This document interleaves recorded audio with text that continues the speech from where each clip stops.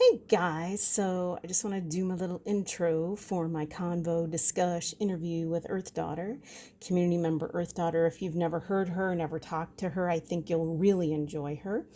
And that said, I did want to, before the video, make note of any possible errors or mistakes that were made along the way by my part, not by Earth Daughter's part. There's a part where I say that 2016, the year that most of us started discovering the Mandela effect, adds up to 8 in numerology. I don't know what I was thinking. I must have been smoking a bare bowl of crack that day because it does not. It adds up to 9. Although I wouldn't be surprised if we had whisperings of the Mandela effect starting in 2015. Who knows? But 2016 adds up to 9. It's 6 plus 1 is 7, 8, 9. And 9 is sort of the closing of one portal and the opening of another, if you will. So in that sense, it's really, really evident as well and really symbolic as well that maybe we were going into another universe and another reality. And then I saw also the 222 on Earth Daughter's license plate, and it just cracked me up because I'm thinking 2 universes, 2 possibilities, 2 divergences, 2 trailing offs, just kind of like how I feel like things split maybe in 2016 in a certain way. Although Earth Daughter has been noticing changes far before then, which is kind of interesting too, because I think we all have. From the beginning, I've always said that I thought that this was a natural phenomenon, but I feel like it got more pronounced or more noticed in 2016. And thank God for the internet, because without the internet, we would not be having all these conversations and we would not be noticing it. And we'd probably still be walking around like we were in the 70s and 80s going, duh, I could have sworn it was this way, but then it was the other way. That's so weird. or or Lucy said, Ricky, you got some splaining to do. Oh my God. In another reality, she did, because I got that reverse. It's actually Ricky said to Lucy, you got some splaining to do. And I gotta tell you, I watched the entire series of I Love Lucy. I finished it, and it's true. He never did say that. So I've got some more Lucy show musings coming up. Other than that, in the very, very beginning of the interview, you might hear something that sounds a little bit staticky. Don't worry, it goes away. It lasts for 1 or 2 seconds and it goes away. It's just on the recording. Last but not least, if the tinniness of the recorded sound hurts your ears, just turn the sound down, and I do apologize in advance. But it's the best way for me to interview folks from the community at this time and until further notice. That said, I hope you guys enjoy the interview, and love, light, and peace out, and cheers. Bye. I'm recording now. I've always had this fantasy about, if I had my own cable access show, because the way I figure it, my channel is kind of like the cable access channel of Mandela Effect channels, because it's so small. There used to be this Tim Meadows sketch on Saturday Night Live where he would host his own cable access show, and he would, hello, I'm Lionel Osborne. It's 6 o'clock in the a.m. and I've got my guest, Diane Earth Daughter, on with us. And he would repeat the time every 5 minutes. I'm Lionel Osborne, talking to Mandela affected mothers who have turned into fathers. I just always had this fantasy. On the cable access show at YouTube. All right, that's my little stupid spiel. Oh my gosh. Anyway, so in case you hadn't noticed by the title and the still of this video, because I plan on using your really cool talisman and my picture combined, like superhero girls. Anyway, in case I didn't tell you guys, because I didn't do a proper introduction, I'm talking to how do you want to be called? I already kind of called you it, but how do you want me? Daughter's fine. Earth Daughter. Yeah. Okay. Yeah. Earth Daughter. She is so fun and awesome, and she reminds me of one of my friends from home, which is way cool. One of my friends from back in Massachusetts. But you're from Oregon, so.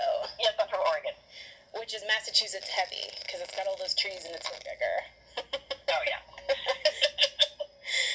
Oh, gosh. So let's just go. Let's start from the very beginning. A very good place to start.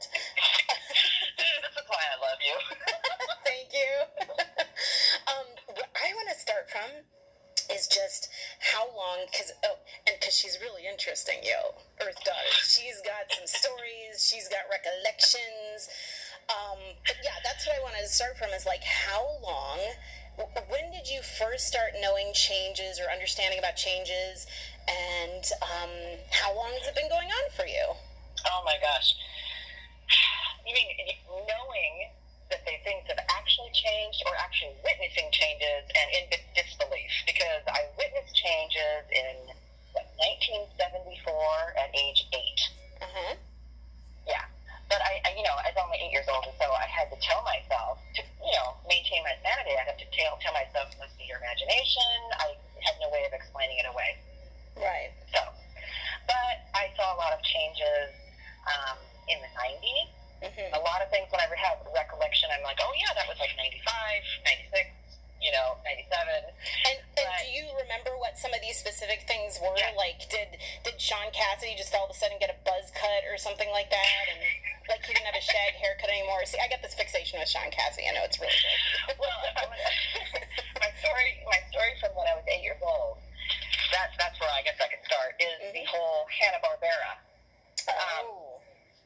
Yeah, I came home from school, or not home, I actually had to go to the babysitter after school because I was, 8 years old. Mm-hmm. And I was watching cartoons after school, as I always would, on her little black and white TV that was on a TV tray, metal TV tray. And Hanna-Barbera, one of the Hanna-Barbera cartoons came on, and the logo popped up. And I got that same exact feeling that a lot of us get when we see something is not right. Mm-hmm. And that it has changed, and it's like my heart started pounding, and I could hear buzzing in my ears, and I was staring at the screen, and the spelling had changed, and it didn't make any sense. It was the same logo, but the spelling had changed, because it's always been Barbera, as it is now. But at that moment, it was Barbara. I mean, I assume you still spell it, pronounce it Barbera, but it was spelled Barbara. Wow. And I know, and I'm positive this because my parents had split up. I had a new stepsister, and her name was Barbara. So I looked at it, and I'm like, that is my stepsister's name. I'm staring at it. Nope, that's an A. What happened, And I don't know. I just had to put it out of my mind. Wow. So that's the first one. And then it was confirmed in 2016 when I found online somebody complaining that Barbera, or Barbara changed to Barbera, the spelling. And I watched a few of the videos, and I'm like, oh my gosh, that wasn't my imagination. It really did change to that and change back. So it's a flip-flopper. So I've had a lot of those that I remember it being one way, and then it's changed back. And then, of course, you have no proof. There's never any proof. Right. Other than your memory. Or sometimes reality residue. Sometimes we do get lucky with that. Sometimes. Not with this one. That you're out of luck, Earth Daughter. You can't get it back.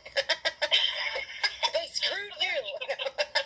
So there's that one, and then one that goes right along with that, of course, is the Flintstones, and I witnessed that in the 90s. I want to say it was 1996. It might have been 97, probably 96.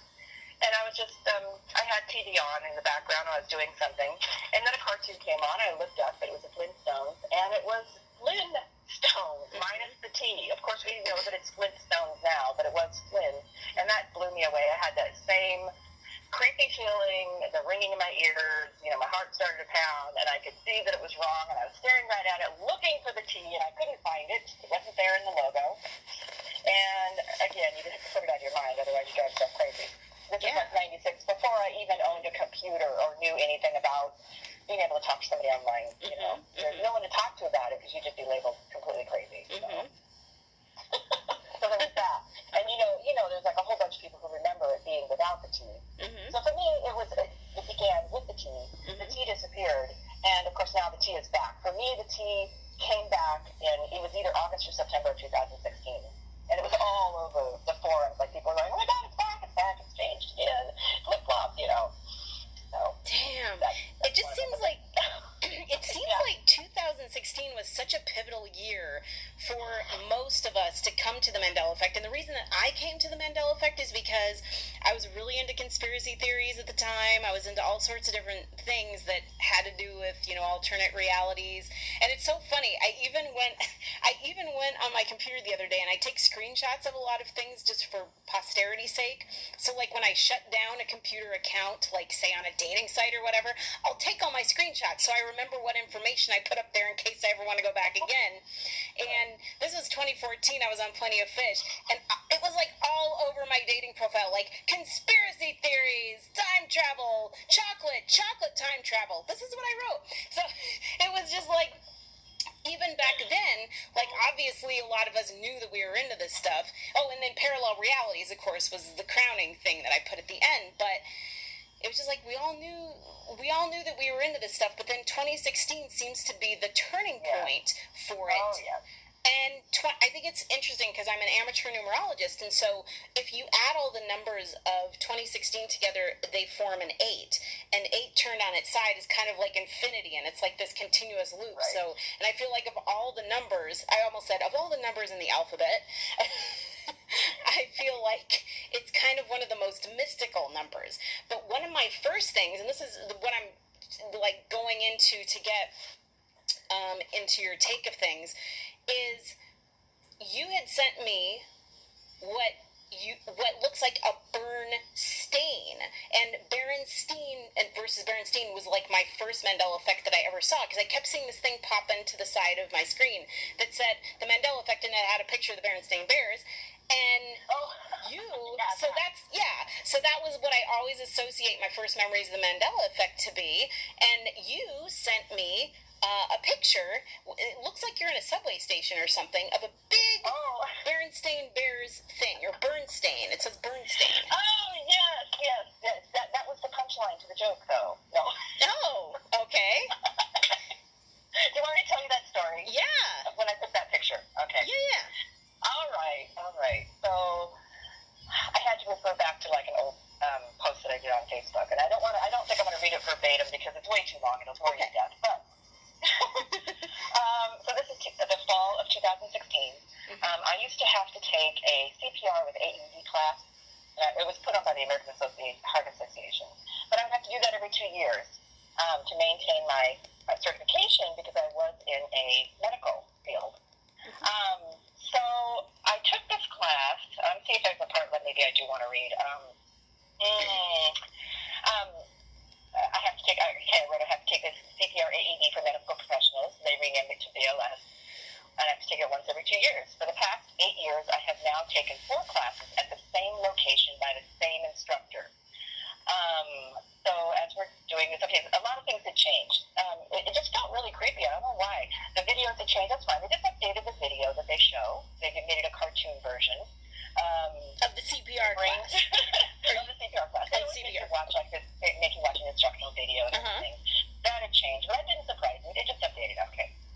But the thing that got me, and I wanted to tell people also, I think I wrote in the article also, I wrote that, just for any of you who remember the heart being completely on the left, for me it's always been in the center, just tilted to the left. Yeah, me too. The heart placement was still in the same place, so take care of that. So for me, the thing that was really creepy and was completely different was the CPR dummy itself. Oh. And I wrote, I swear it's a different dummy. I asked the instructor if she got new dummies in the last 2 years, and she said no, and that they were the same ones that she had for a number of years.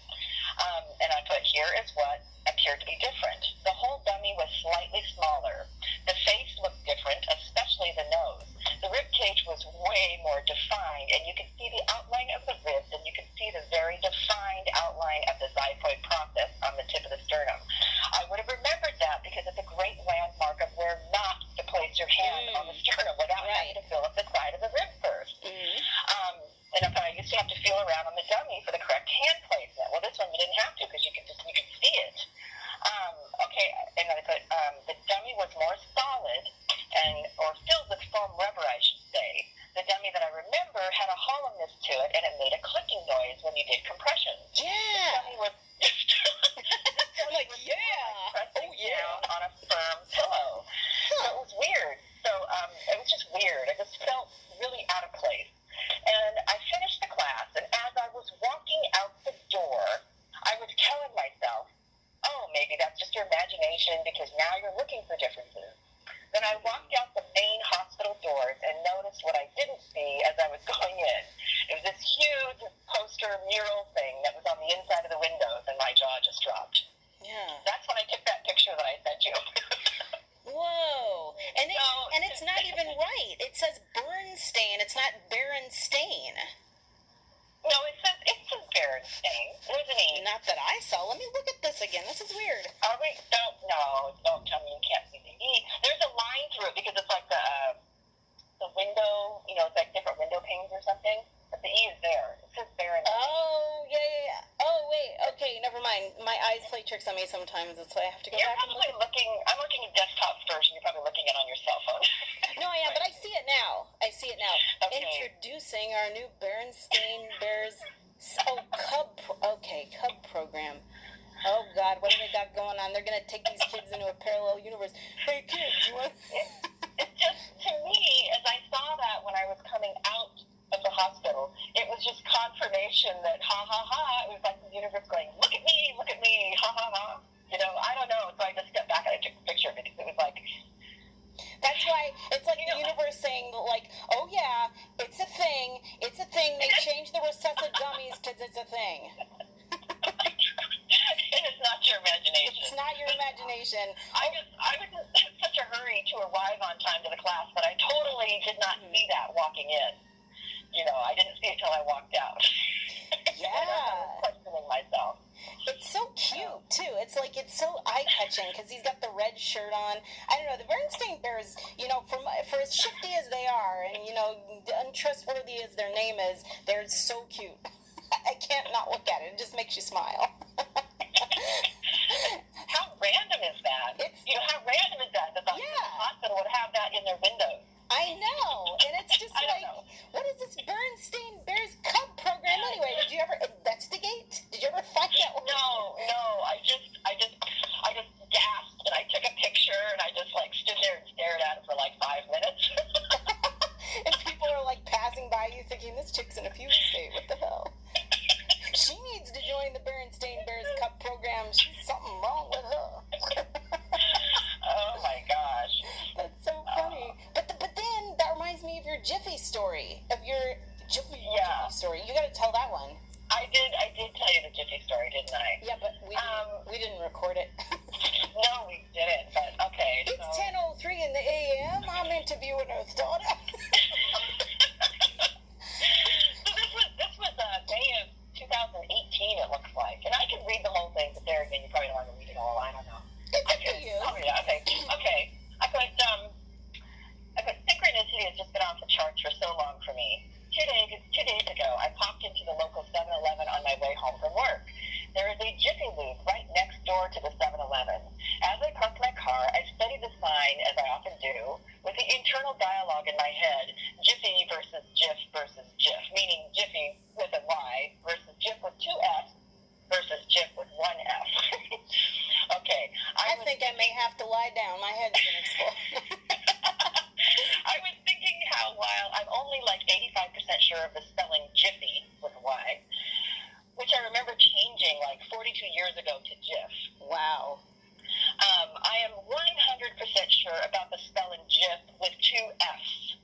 The change from Jiff with 2 F's to Jiff with 1 F happened for me much more recently. And that's a whole other story. That was weird. Anyway, it was before I learned of M.E. It must have been 2011, 5 or 7 years ago. Mm-hmm. Anyway, all these things are rushing through my head. I have no question. So I had the question, was I wrong about Jiffy? Okay, then I walked into the 7-Eleven, did my thing, came back out, and as I was in the store, somebody had pulled out next to me, and a new car had pulled in. The car that pulled in next to me, the license plate was 222JFY. And that's Jiffy. It's a sign that Jiffy was truly always spelled J-I-F-Y. Or Jiffy. Or J-I-F-Y. Anyway, and that had a Y in the end. Yes. So I read license plate, so I kind of add the vowels, and it spelled the word for me. And for me, the 222, on top of that, it being 222, 222 for me is kind of duality, questioning yourself. I don't know. Anytime I'm out of sorts with myself or I'm questioning something, I get a lot of twos. And also, too, in numerology, 2 is the number of love. It's the number of 2 becoming 1 and just union. So you gotta be patient with yourself and love yourself through these changes and these confusions. Yeah. So I usually take photographs all the time of license plates. Even when I'm driving down the road, if I see something like, oh my gosh, I'm like, I hope I come to a red light because I'm going to take a picture of that. So I've got, in my cell phone, there are probably 100, license plate pictures. But this one, I was laughing so hard, and I just had to get out of the parking lot. I didn't take the time to take the picture, but I recreated it and made a picture. It looks really cool, and you could probably help the cops, too, like apprehend some folks with all your store license plates. I know, it sounds crazy. Oh, no, it's not crazy. I mean, hey, it's fair game. They write on the car. And if it's a vanity plate, too, then why not? Why wouldn't people take pictures of that kind of thing? Oh, man. I have run into a vanity plate that blew my mind. It's not a picture that I've sent you, but it's an actual picture. I actually got off onto the freeway to follow this person. Oh, my God. Because I had to come to a red light. I mean, now the cops are going to apprehend you. She's going to help apprehend people with it. Now the cops are going to come after you. I can tell you that story. I have not seen the picture, but it's an actual picture. It's pretty fuzzy because I actually did get to come to a red light right before getting onto the freeway. So I had to take a little detour to get home that day. But I'll tell you, I was on my way home from work, and I had been seeing a lot of 4s. I see a lot of 4s. 444. Yep. Yeah, 444. Actually, 1111 has been my number since 1984. Oh, 1111's everybody's number. I don't know. I'm just kidding. No, but you were pressing. See, you notice all this shit before the rest of us, so that's why I feel so honored and privileged to be having these conversations. Yeah, but I didn't do anything with it. I was so asleep. I would see these things, but I just would not make the connection. I didn't know what it was. I just joked about, 11's my number. 11's my number. I see it all the time. But I didn't also look into it, know what it meant or anything. So I feel like that makes you. I feel like in a way because you remembered it so hard and you remembered it so much, that makes you question it. Because like my dumbass, 7-year-old self probably saw all kinds of shit, and I was only thinking about Sean Cassidy, and then I wouldn't remember it, and then I can't tell any of y'all now because I just didn't take it the time to take it in and remember it and be cognizant. You, on the other hand, you did, so that's why we need you as a resource. Oh no. There's a lot of garbage in there too, so well, don't we all? There's a lot of garbage to take in this world, like worrying about Sean Cassidy and his haircut. Okay, I'm really going to get off my Sean Cassidy jokes. So okay, my point was, I guess, even though 1111 has been my number for so long, now that I feel as though I'm awakening, or I realize kind of what's going on, I'm seeing lots of other number combinations, and one of them is 444, a lot. Either 44, 444, 44, however many 4s. It's 10:04. Oh, no, wait, it's 10:09. Never mind, 9s and 4s. Yeah. So one day I was ready to leave work. I was going to drive home from work, and I was just in a funny mood, and I said, kind of out loud, I think to myself in the car, I said, well, I wonder how many 4s I'm going to see on the road today, how many 44s, 444s I'll see. So about 2 minutes later, this car gets in front of me on the bridge on my way home, and the license plate was 444 444. And I was like, what? You gotta be kidding me! Because I just asked the universe. It's a backward barking dog. It was all 4s. In Oregon, you're only allowed 6 characters. I'm sure if that license plate was in California, there would have been 7 4s. But for me, it was 4 4s because it was an Oregon license plate. So it obviously was a customized plate. And I'm thinking, oh my gosh, I want to know who the person is that is purchasing that plate. I'm just very curious. Go to the cops. Go run it. So I changed lanes. I got behind that car, and he decided to take the freeway. And I got a picture of it. I got the picture of the 444 plate, and then I had to get back off the freeway. But so that was exciting. That was very strange because what are the odds? Come on, I've never seen that plate, ever on my however many hundreds of trips back and forth that route. And the one day that I asked the universe, how I get a seat a day in a joking manner. That's what they show me. Wow. Well, now, what does 4 mean to you? And forgive me if I've already asked you this, because we talked about Oh the my 2s. What does gosh. the 4s mean? I don't know.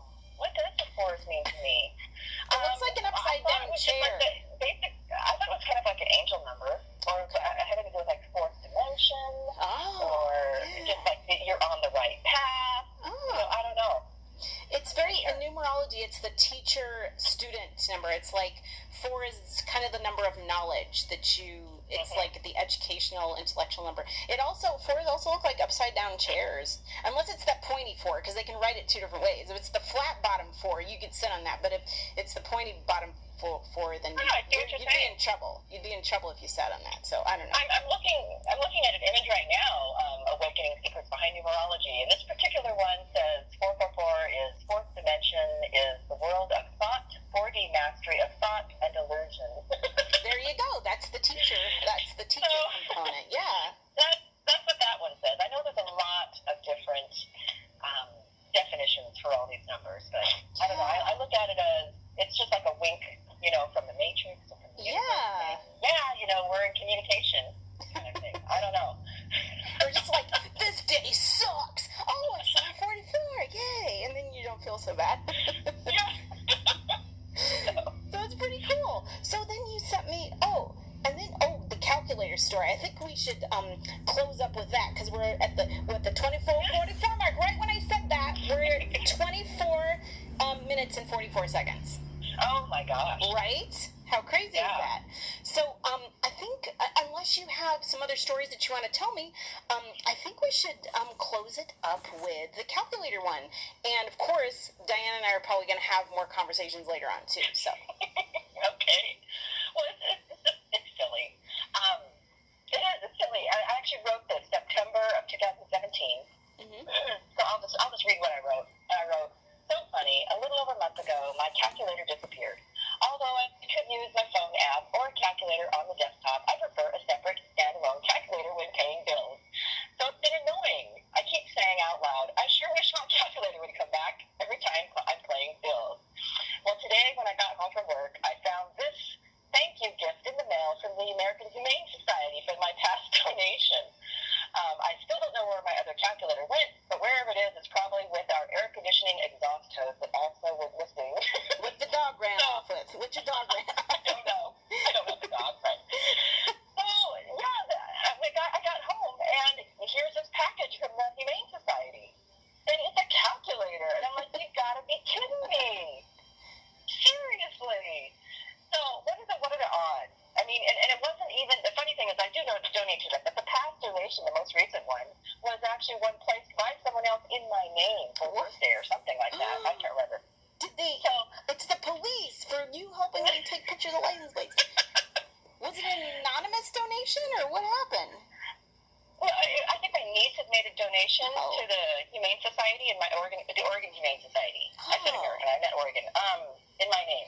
I don't know. Well, you got a nice niece. I like your niece. Yeah, she's a sweetheart. Yeah. We try to we have too many people in the family. We say, no more gifts. It's too much. Just card is fine. If you want to do a donation somewhere, that's fine.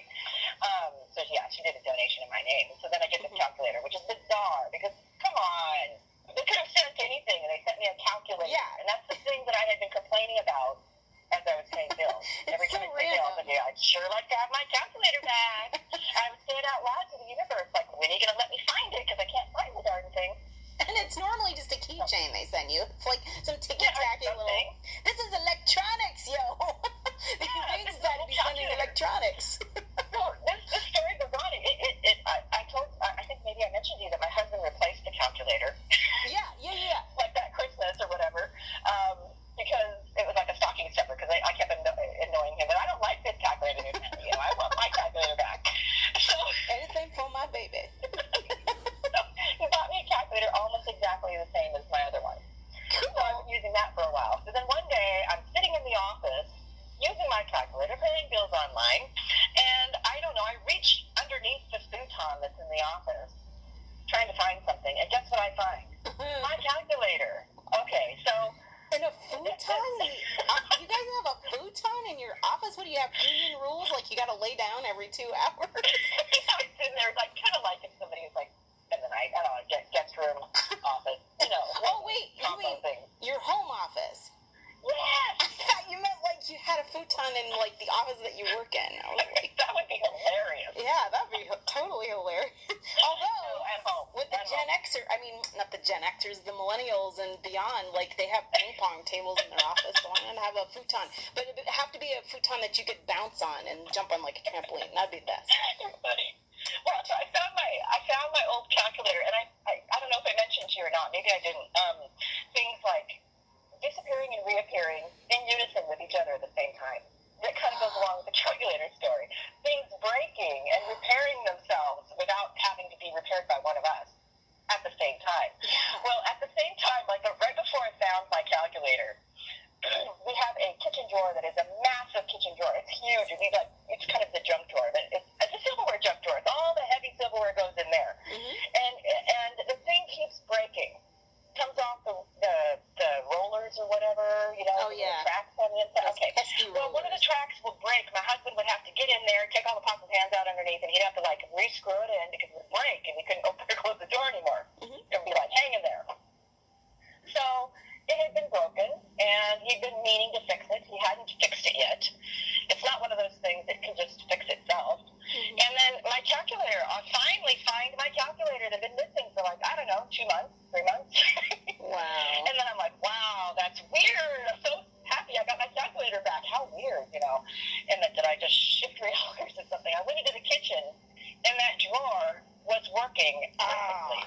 No longer hanging off the rail. No, the rail itself, like, detached from the wood on the inside when you screw it in. And I asked my husband, did you fix the drawer? He goes, no. Weird. So I have a lot of that stuff happen too. What, you think that's all I'm good for? Let the universe do it. No. Damn it. I know that sounds completely crazy, but there's another story that goes along with that. Oh, yeah. We wanted to end with a calculator, so. Oh, okay. Well, it's up to you. Like, we're at 30 minutes and 28 seconds. Yeah. Did you... I don't know, but you know what the thing of it is if it turns out that YouTube only gives me, I don't know how much time YouTube gives me. I know it can give me over 20 minutes, but if it turns out it does, then we can just do it in 2 parts. So if you want to do this other story in conjunction, that would be, we could do that. I'm sure your listeners are going to think I'm crazy anyway, so. Well, I mean, they already think I'm crazy, so who cares?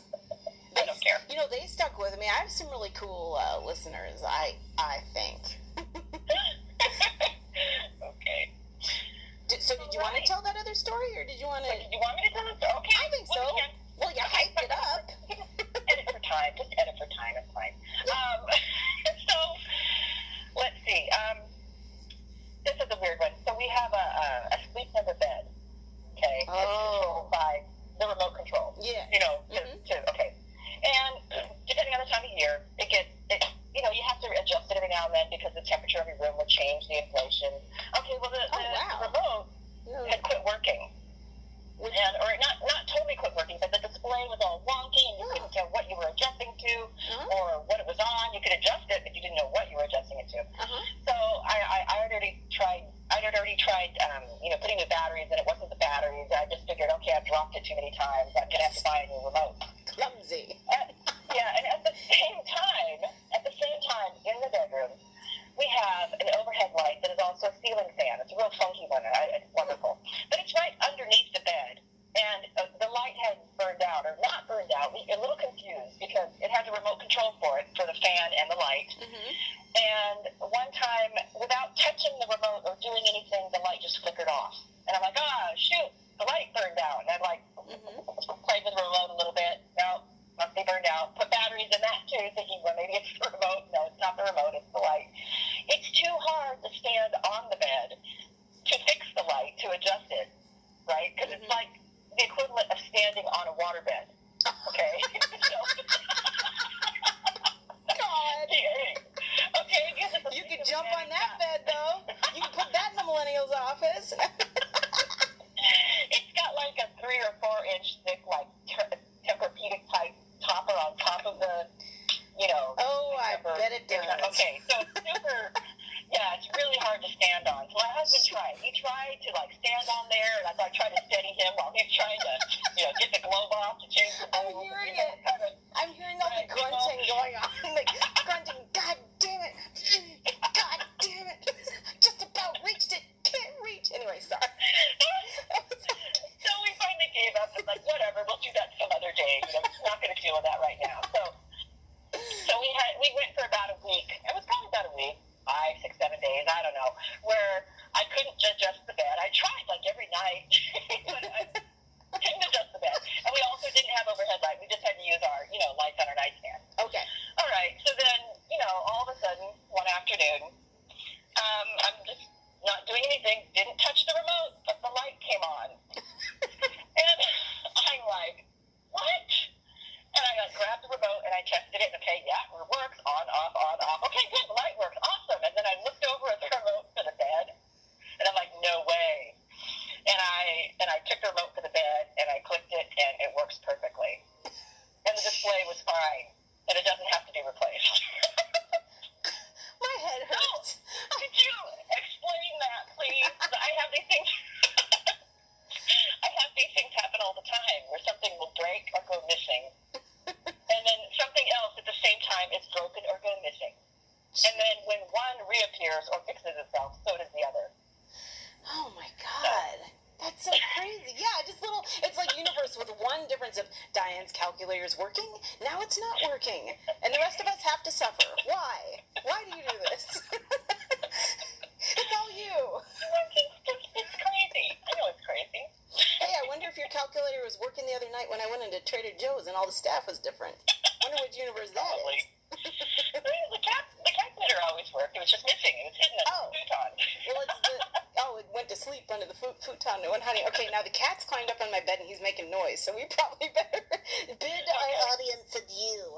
But listen, I want to talk to you longer, and if I ever did done have a cable access show, you would be my right hand. You would be my Ed McMahon. You are so funny. Or my Edwina McMahon. Oh my gosh. It's so You cool. just cracked me up. So thank you. Vice versa, and a parallel. There's a parallel universe where we're sitting here like being totally serious. Yeah, and then what else happened? Oh yeah, that's really. I don't like that. I don't like that universe. I don't like to visit that one very often. No, because no calculators are working in that universe, and everything's just broken. And like all the Trader Joe's employees, just like they don't even know where anything is if you ask them. Anyway, sorry, because they're all new. Oh my God. Okay, I think we're riffing on this far enough. All right, it's 10:23 in the a.m. That's 1, 2, 3 in layman's short-term terms. And I'm speaking with Earth Daughter, but not anymore because we're gonna say sayonara. All right. Sayonara. Bye.